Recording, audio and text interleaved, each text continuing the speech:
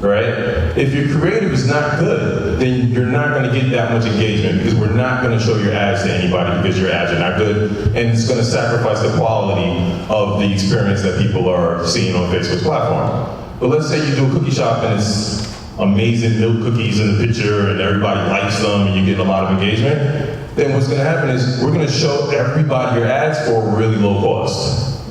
Right? So that gives you an example. That's a simplified example of it's not everybody's the same. Right? It depends. So if you're seeing that you have a small business and a lot of people like your small business and you're not that profitable, a lot of times it's because of your creative. Right? So most of you guys know what this is. When you go into Facebook and you try to start up a marketing campaign, you see this. These are the objectives that we offer to any given advertiser. So just real quick, awareness, for those of you guys who don't know, is what we call brand awareness upper funnel, right? Awareness is you're trying to tell somebody what you produce or what your service is. On the other side of things, we have what we call conversions. That's lower funnel. That's actually trying to sell something and trying to get profit. There's a lot of people in a lot of different communities that I speak to, that they don't focus too much on conversions. Why? Because conversions require you to have a pixel.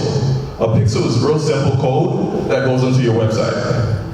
It's extremely important if you have a business on Facebook or Instagram to have a pixel.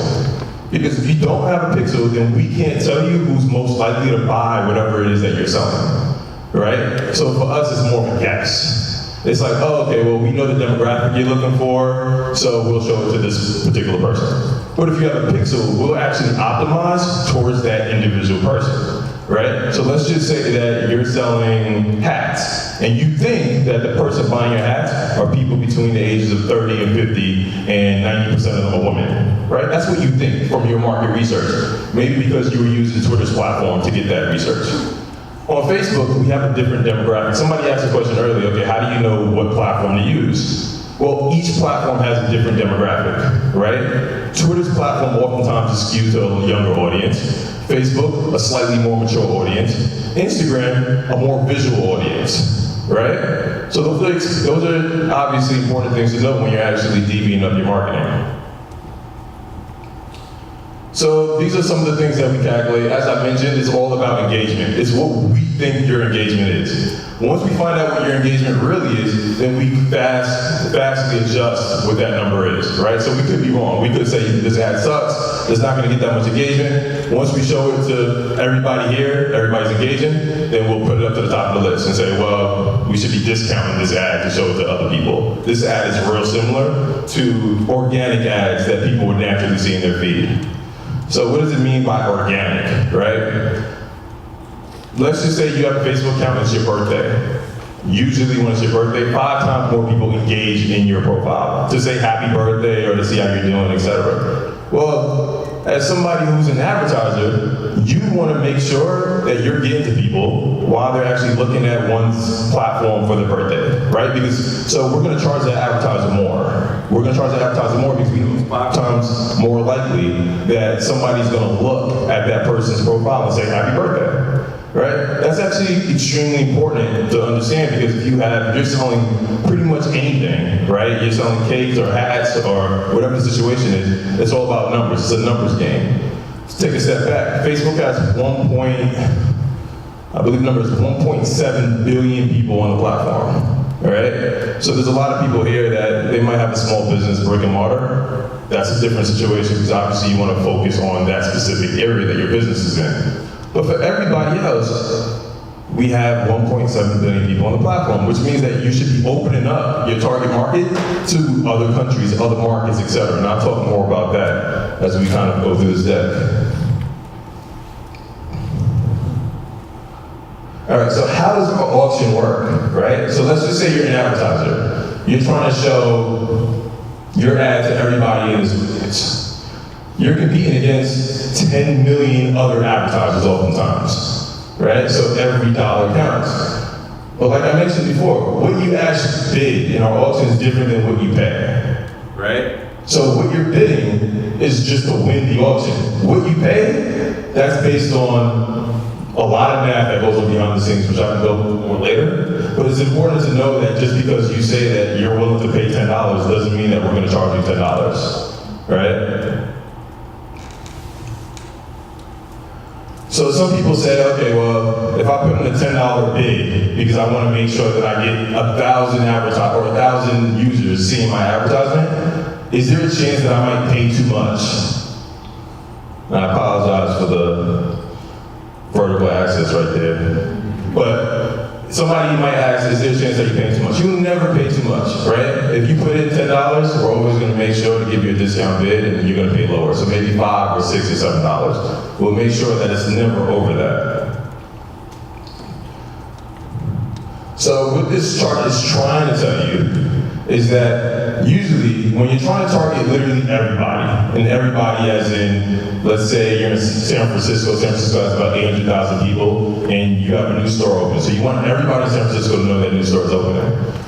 That's going to be relatively cheap, right? However, if you say, well, I want everybody in San Francisco between the ages of 30 and 40, only women, only college educated, only people making a certain amount of money, that's going to be a lot more expensive because now you've limited the size of the audience. We just went from 800,000 to maybe 20,000, right? You'll pay more for that.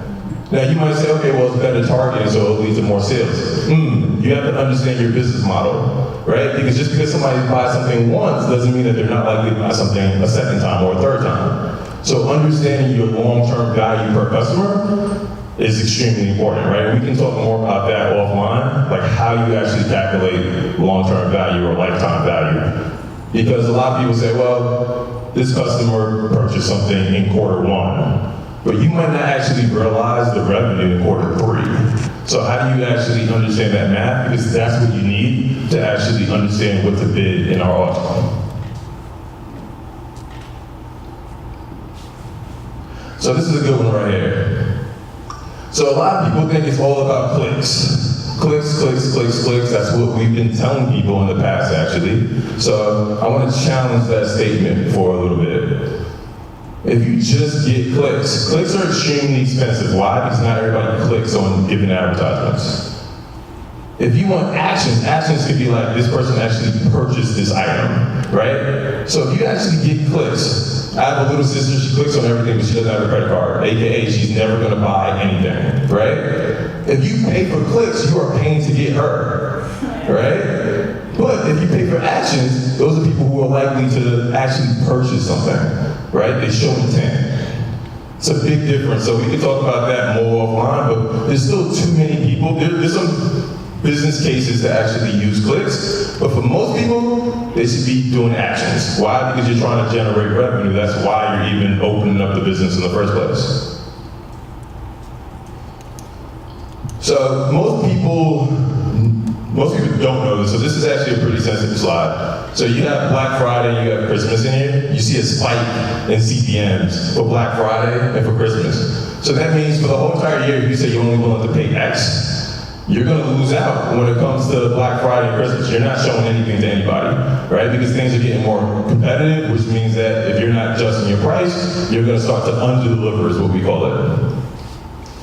However, even though things are getting more expensive, and there's a reason why there's a lot of information not here, because some people are really quick with the cameras and stuff like that, so I just decided to delete it. But if you say, okay, well, I don't wanna actually be a part of this Black Friday uptick in CPMs.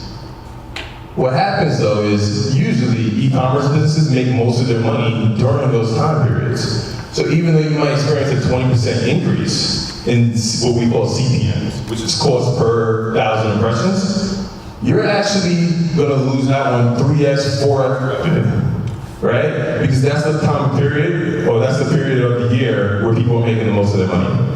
So it's important that even though you might receive 20% higher prices, most people drive 3, 4, 5 times more in sales during that period of time. So AKA, if anything, you should be doubling up during that period of time when it comes to budget.